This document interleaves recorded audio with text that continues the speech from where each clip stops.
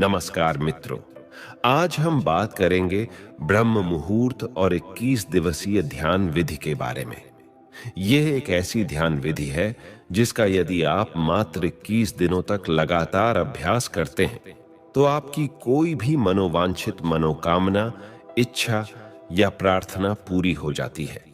क्योंकि आपको इस ध्यान विधि का अभ्यास ब्रह्म मुहूर्त में करना है, इसलिए सबसे पहले हम ब्रह्म मुहूर्त के विषय पर विस्तार से चर्चा करेंगे और फिर ध्यान विधि के बारे में बात करेंगे। ब्रह्म मुहूर्त प्रातः काल के उस विशेष 1 घंटा 36 मिनट के समय को कहते हैं जो सुबह 4:24 से लेकर 6 बजे तक रहता है। लेकिन इस विषय में कुछ और भी मान्यताएं हैं। अगर हम प्राचीन ग्रंथों का अध्ययन करें तो उनके अनुसार रात्रि को 4 कालों में विभाजित किया गया है, जिसमें पहला काल है रुद्रकाल। रुद्रकाल शाम 6 बजे से लेकर रात्रि 9 बजे तक प्रभावी रहता है। उसके बाद दूसरा काल है राक्षस काल। राक्षस काल रात्रि 9 बजे से लेकर 12 बजे तक प्रभावी रहता है। फिर उसके बाद तीसरा काल है गंधर्व काल। गंधर्व काल रात्रि 12 बजे से लेकर भोर के 3 बजे तक प्रभावी रहता है। और फिर आता है चौथा काल, यानी कि जिसे अंतिम प्रहर भी कहा जाता है, वह है मनोहर काल। मनोहर काल भोर के 3 बजे से लेकर सुबह के 6 बजे तक प्रभावी रहता है। ब्रह्म मुहूर्त के समय की जो मान्यताएं हैं वह मनोहर काल यानी कि 3 से 6 बजे के बीच में ही पड़ती है। हालांकि विभिन्न देशों में सूर्योदय के समय में भेद रहता है, अतः कोई एक निश्चित समय ब्रह्म मुहूर्त का हर स्थान का एक ही नहीं बताया जा सकता। लेकिन यदि आप मनोहर काल के बीच में यानी भोर 3 बजे से लेकर सुबह 6 बजे के बीच में किसी भी समय जल्दी उठते हैं तो यह समय अमृत वेला यानी ब्रह्म मुहूर्त का समय ही माना जाएगा। अगर हम ब्रह्म मुहूर्त का शाब्दिक अर्थ को समझने की कोशिश करें तो ब्रह्म का मतलब होता है देव, अर्थात जो ज्ञान के देवता हैं, और मुहूर्त अर्थात समय खंड, यानी एक ऐसा समय जिसमें हम ज्ञान को समझने का प्रयत्न करते हैं। यानी कि ज्ञान को समझने का जो समय है उसको हम ब्रह्म मुहूर्त कहते हैं। ब्रह्म मुहूर्त की बहुत ही महत्वपूर्ण चर्चाएं हमारे शास्त्रों में की गई है। ब्रह्म मुहूर्त में जो ब्रह्मांड है और जो देव शक्तियां हैं वह वातावरण में विचरण करती रहती है। अगर आपकी नींद इस समय के दौरान अचानक खुल जाती है तो इसका मतलब शुभ ऊर्जाएं आपसे संपर्क करना चाहती हैं। इसलिए जब आप इस समय में उठकर ध्यान जैसी शुभ क्रियाएं करेंगे तो आपको बहुत जल्दी उन ऊर्जाओं से संपर्क स्थापित होना शुरू हो जाएगा। इसी प्रकार सभी धर्म के जो देवालय हैं, वह चाहे मंदिर हो, गुरुद्वारे हो या फिर जितने भी पूजा स्थल हैं, वह सब ब्रह्म मुहूर्त में ही खोले जाते हैं, क्योंकि यही वह समय है जब सारी नकारात्मक शक्तियां सो जाती हैं और सकारात्मक शक्तियां जागृत होती हैं। इस समय बहने वाली वायु को अमृत वायु कहा जाता है, क्योंकि सारा प्रदूषण और सारी दूषित वायु समाप्त होकर वातावरण में ऑक्सीजन के रूप में व्याप्त रहती है। और रात के समय ओस पड़ने के कारण इस समय वायुमंडल दिन की अपेक्षा काफी शीतल रहता है और मनोहर रहता है। इस समय वातावरण बिल्कुल शांत होता है और इस समय सोकर उठने के कारण हमारी मस्तिष्क की सभी क्रियाएं भी बिल्कुल शांत होती हैं। इसलिए यदि आप इस समय अपनी स्टडी करते हैं, पढ़ाई करते हैं, कोई प्लानिंग करते हैं या इंटरस्पेक्ट करते हैं या ध्यान करते हैं तो उसमें आपको बहुत लाभ मिलता है। आपने वह कहावत तो सुनी ही होगी कि जल्दी सोना और जल्दी उठना सफलता की प्रथम सीढ़ी है। इसलिए यदि आप भी सफल होना चाहते हैं तो ब्रह्म मुहूर्त में उठना शुरू करें। इससे आपको बहुत सफलता मिलेगी। एक्चुअली प्राचीन काल में इलेक्ट्रिसिटी नहीं होती थी, इसलिए लाइट नहीं रहने पर लोग सूर्यास्त के बाद सो जाते थे और सूर्योदय से पूर्व यानी ब्रह्म मुहूर्त में ही उठ जाया करते थे। यह प्रकृति के साथ चलने की उनकी एक पद्धति थी। अतः जो भी व्यक्ति प्रकृति के साथ संतुलन बनाकर चलता है वह हमेशा स्वस्थ ही रहता है। और यह भी देखा गया है कि जो लोग प्रातः काल जल्दी उठते हैं वह बिल्कुल स्वस्थ रहते हैं, और अक्सर वह लोग जो नाइट शिफ्ट में काम करते हैं उनको स्वास्थ्य संबंधी समस्याएं आने लगती हैं। कहने का तात्पर्य यह है कि अगर आप प्रकृति के साथ मेल जोल बनाकर चलते हैं तभी हम स्वस्थ रहते हैं। लेकिन अगर हम प्रकृति के खिलाफ चलना शुरू हो जाएं, तो हमें शारीरिक रूप और मानसिक रूप से समस्याएं आनी शुरू हो जाती हैं। मित्रों, अब तक आप समझ चुके होंगे कि ब्रह्म मुहूर्त क्या है और इसका महत्व क्या है। अब हम बात करते हैं 21 दिवसीय ध्यान विधि के बारे में। सबको मालूम है कि प्रातः काल का समय ध्यान के लिए सर्वश्रेष्ठ समय होता है। इसलिए आज हम एक ऐसी ध्यान विधि की बात करेंगे जो विशेषकर ब्रह्म मुहूर्त में ही की जाती है। यदि आप इस विधि को निरंतर 21 दिनों तक केवल 10 मिनट की अवधि तक हर रोज इसका अभ्यास करते हैं, तो इन 21 दिनों के भीतर भीतर ही आपको इस विधि का रिजल्ट मिलने लग जाएगा। यह विधि विशेष रूप से आपकी कोई इच्छा, कोई मनोकामना अथवा आपकी कोई प्रार्थना जिसको आप पूरा करना चाहते हैं उसके लिए है। इससे पहले कि हम इस विधि पर पूरी बात करें, थोड़ी सावधानी रखनी जरूरी है। जैसे कि ऐसे लोग जिनको हृदय से संबंधित कोई कष्ट है, हृदय से संबंधित कोई बीमारी है, या जिनको रक्तचाप की समस्या, ब्लड प्रेशर की समस्या रहती है, वह इस विधि का अभ्यास न करें। इसलिए क्योंकि इस विधि के अंदर हमें सांस को रोककर रखना पड़ता है। यही कारण है कि हृदय रोगी और रक्तचाप के मरीज इस विधि को बिल्कुल न करें। अब कैसे इसको करना है, चलिए जानते हैं। ये एक बहुत ही चमत्कारिक विधि है और बहुत जल्दी अपना रिजल्ट देती है। इसका कारण है कि इस विधि में हम अपना ध्यान अपने आज्ञा चक्र पर स्थित रखते हैं, और आज्ञा चक्र हमारा एक ऐसा चक्र है जो हमारे संकल्प का स्थान है और हमारी विजुअलाइजेशन का स्थान है और हमारी क्रिएटिविटी का स्थान है। अगर हम इस चक्र पर केंद्रित होकर कोई प्रार्थना करते हैं, कोई संकल्प को दोहराते हैं, तो वह संकल्प या प्रार्थना बहुत जल्द पूरी हो जाती है, क्योंकि इस चक्र का कार्यक्षेत्र ही यही है। इसे हम संकल्प चक्र भी बोलते हैं। वह इसलिए क्योंकि इस चक्र पर ध्यान लगाने से हमारे संकल्प पूरे होते हैं। जैसे कि अगर हम कोई आज्ञा करें तो वह आज्ञा पूरी हो जाती है। वैसे ही सबसे पहले आप अपनी कोई एक मनोकामना लें। जैसे कोई भी ऐसी इच्छा है जो आप पूरा करना चाहते हैं, उसको अच्छी तरह डिसाइड कर ले कि मेरी यह इच्छा है, मेरी यह मनोकामना है, ये पूरी होनी चाहिए। क्योंकि आपको 21 दिनों तक केवल उसी इच्छा की पूर्ति के लिए ही इस ध्यान विधि का अभ्यास करना है। इसलिए सबसे पहले आप अपनी एक इच्छा डिसाइड कर लें, फिर अपना ध्यान शुरू करें। सबसे पहले अर्ली मॉर्निंग यानी किसी ब्रह्म मुहूर्त के समय आप उठेंगे, और उठने के बाद फ्रेश होकर नहा धो लें तो अच्छी बात है। नहीं तो सिर्फ अगर मुंह हाथ भी अच्छी तरह से धो लेंगे तो भी चलेगा। और फिर उसके बाद आप अपने घर के मंदिर में, पूजा स्थल में या अपने ध्यान कक्ष में ध्यानस्थ होकर बैठ जाएं। ध्यान रखें कि वो जगह ऐसी हो जहां से बाहर की प्राणवायु भी आपके कमरे के भीतर प्रवेश करती हो। क्योंकि इस विधि को हम प्रातः काल ब्रह्म मुहूर्त में करते हैं, अतः इस समय आपको शुद्ध प्राणवायु की जरूरत रहेगी।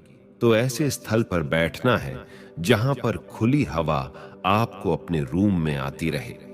और जब आप ध्यानस्थ होकर बैठे तो कमर सीधी करके और गर्दन सीधी करके दोनों हाथों को घुटनों पर रखकर बैठ जाएं।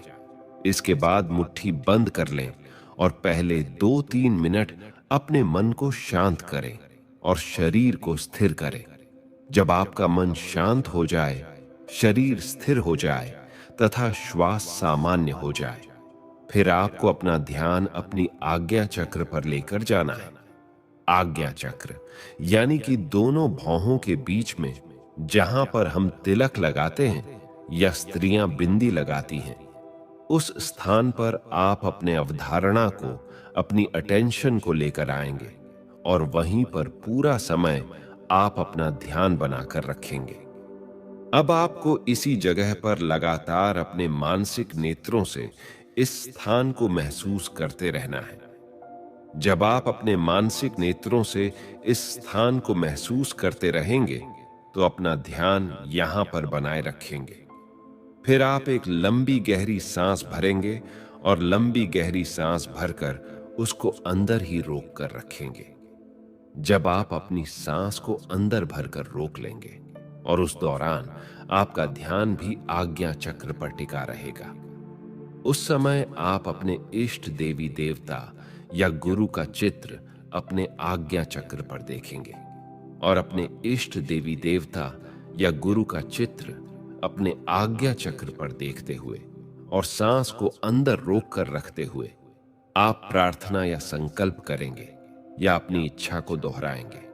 जो भी आपकी इच्छा है, एक लाइन में उसको दोहराना है कि हे गुरुदेव या है मेरे परमात्मा, जिनको भी आप मानते हैं, उनके आगे आप प्रार्थना करेंगे कि मेरी इच्छा पूरी हो। और तब तक आप उस इच्छा को दोहराते रहेंगे जब तक आपके अंदर उस सांस को अंदर रोक के रखने की क्षमता है। वो सांस अपने अंदर 10 सेकंड भी रोक सकते हैं, 20 सेकंड भी रोक सकते हैं या फिर 30 सेकंड भी रोक सकते हैं। जितना हो सके मैक्सिमम टाइम तक बिना कष्ट के आप अपनी सांस को अंदर रोक सकते हैं। इसके बाद ध्यान आज्ञा चक्र पर बनाए रखेंगे और अपने मन की आंखों से अपने इष्ट देवी देवता या गुरु का स्मरण करते रहेंगे और बार बार अपनी इच्छा को रिपीट करते रहेंगे, तब तक जब तक कि आपकी सांस अंदर रुकी हुई है। जब आपको लगे कि इससे ज्यादा आप अपने सांस को अंदर नहीं रोक सकते हैं, तो फिर धीरे से मुंह से सांस को बाहर निकाल देंगे। याद रखें कि आपको अपनी सांसों को नाक से भरना है और बाहर मुख से निकालना है। इस तरह ये एक चक्र हुआ। फिर आप 15 या 20 सेकंड तक थोड़ा सा रेस्ट करेंगे और सामान्य स्थिति में बैठे रहेंगे। रेस्ट के बाद तुरंत दूसरा चक्र शुरू करना है, यानी कि फिर से एक लंबी गहरी सांस भरना है, सांस को अंदर ही रखना है। फिर अपने ध्यान को आज्ञा चक्र पर टिकाना है। इसके बाद अपने मन में इष्ट देवी देवता अथवा अपने गुरु का चित्र निहारना है और इन सभी चीजों के साथ दोबारा अपनी प्रार्थना को फिर से रिपीट करना है। अपने संकल्प को, अपनी इच्छा को फिर से दोहराएंगे और तब तक दोहराते रहेंगे जितनी देर आपकी सांस अंदर रुकी रहेगी। और जब आपको लगे कि इससे ज्यादा आप सांस को नहीं रोक सकते, तो सांस को मुंह से बाहर निकाल दें और फिर कुछ सेकंड तक रेस्ट करें। इस तरह ये 2 चक्र हुआ। ऐसे आपको लगातार बीच में रुक रुक कर कुछ सेकंड रेस्ट करते करते अपनी इच्छा को बार बार आपको दोहराते जाना है और लगभग 10 मिनट तक आपको ऐसा 21 दिनों तक हर रोज करना है। क्योंकि यह एक पूरी विधि है, इसलिए आपको 21 दिनों तक सच्चे मन से इसे पूरा करना ही करना है। तभी आपकी सारी इच्छाएं पूरी हो सकती हैं। अगर आपने बीच में मिस कर दिया या छोड़ दिया, तो आपकी मनोकामनाएं पूरी होने की संभावना कम है। आखिरकार ऐसा क्यों होता है और इस विधि की साइंस क्या है? पहली बात, हमारा आज्ञा चक्र, जैसे मैंने आपको पहले भी बताया है, यह हमारा संकल्प का स्थान है, यह हमारे विजुअलाइजेशन का स्थान है, यह हमारा आज्ञा का स्थान है। तभी इसका नाम आज्ञा चक्र पड़ा है। इसलिए जब हम इस स्थान पर आकर कोई आज्ञा करते हैं, कोई प्रार्थना करते हैं या फिर कोई संकल्प करते हैं, तो वह आज्ञा, वह संकल्प, वह प्रार्थना पूर्ण हो जाती है। हम जो भी आज्ञा चक्र पर केंद्रित होकर कोई ऐसी चीज की डिमांड करते हैं, तो वह डिमांड पूरी हो जाती है, क्योंकि यह इच्छा पूर्ति का स्थान है। और दूसरी बात, जब हम इस प्रकार से सांस को अंदर रोकते हैं तो क्या होता है? इससे हमारी पूरी बॉडी में एक इमरजेंसी की सिचुएशन आ जाती है। जब हम इतनी देर तक सांस को रोकते हैं तो क्या होता है? हमारा दिमाग रुक जाता है, हमारे विचार रुक जाते हैं। ऐसा क्यों होता है? ऐसा इसलिए होता है क्योंकि अब आपके पास लग्जरी नहीं है आराम से विचार करने की। अब एक आपातकालीन स्थिति है। ऐसी स्थिति में आप विचार नहीं कर पाएंगे। इसलिए जब आप अपना सारा ध्यान अगर किसी एक चीज को चुनकर लगाएंगे, तो उसी स्थान पर आपका ध्यान लगा रहेगा। यानी कि आपका मन पहले से ज्यादा एकाग्र हो जाएगा। तो जब आप सांस को भरकर रोकते हैं, तो यह दूसरी महत्वपूर्ण चीज है। और तीसरी बात यह है कि जब आप इस प्रकार एकाग्र हो जाते हैं और बार बार अपनी मनोकामना को रिपीट करते हैं, तो क्या होता है? इससे धीरे धीरे आपकी वह इच्छा आपके चेतन मन से अवचेतन मन में चली जाती है। यानी वह इच्छा 1 दिन बाद, 2 दिन बाद या 3 दिन बाद, जो विचार आप बार बार दोहरा रहे हैं, वह आपके अवचेतन मन में जाना शुरू हो जाता है, जो हमारे मन का गहरा तल है। और अगर आप किसी विचार को अपने अवचेतन मन में, यानी कि अपने सबकॉन्शियस माइंड में उतार देते हैं, तो लॉ ऑफ अट्रैक्शन के अनुसार वह इच्छा आपकी पूरी हो जाती है। यही इसकी साइंस है। इसमें तीनों चीजें विशेष रूप से कार्य करती हैं। पहला, आज्ञा चक्र, क्योंकि यह आज्ञा का स्थान है, इसलिए हमारी आज्ञा को पूरी करता है। दूसरा, सांस, जब अपने अंदर रोक कर रखते हैं तो शरीर में इमरजेंसी की स्थिति हो जाती है, जिससे आप फालतू के विचार करने से बच पाते हैं और आपका मन एकदम से एकाग्र हो जाता है। तीसरी चीज, जब आप अपने अवचेतन मन को खोल रहे होते हैं, तब आपकी जो इच्छा है वह आपके अवचेतन मन में चली जाती है, जिससे उस इच्छा पूर्ति के द्वार खुलने शुरू हो जाते हैं। और एक और जो सबसे महत्वपूर्ण बात है, वह आप इस विधि को ब्रह्म मुहूर्त के समय में कर रहे हैं। ब्रह्म मुहूर्त का समय की जो विशेषता है, वह मैंने शुरू में ही आपको डिटेल में बता दिया है कि अगर हम कोई विधि ब्रह्म मुहूर्त के समय में करते हैं, यानी प्रातः काल में करते हैं, तो यह समय देवताओं का समय है, परमात्मा का समय है।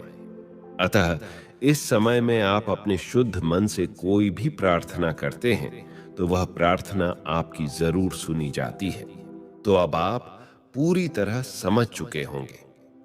अगर आप भी कोई संकट में फंसे हुए हैं और आप उस संकट से बाहर निकलना चाहते हैं, तो उस संकट से बाहर निकलने के लिए आप इस प्रकार से ध्यान करें।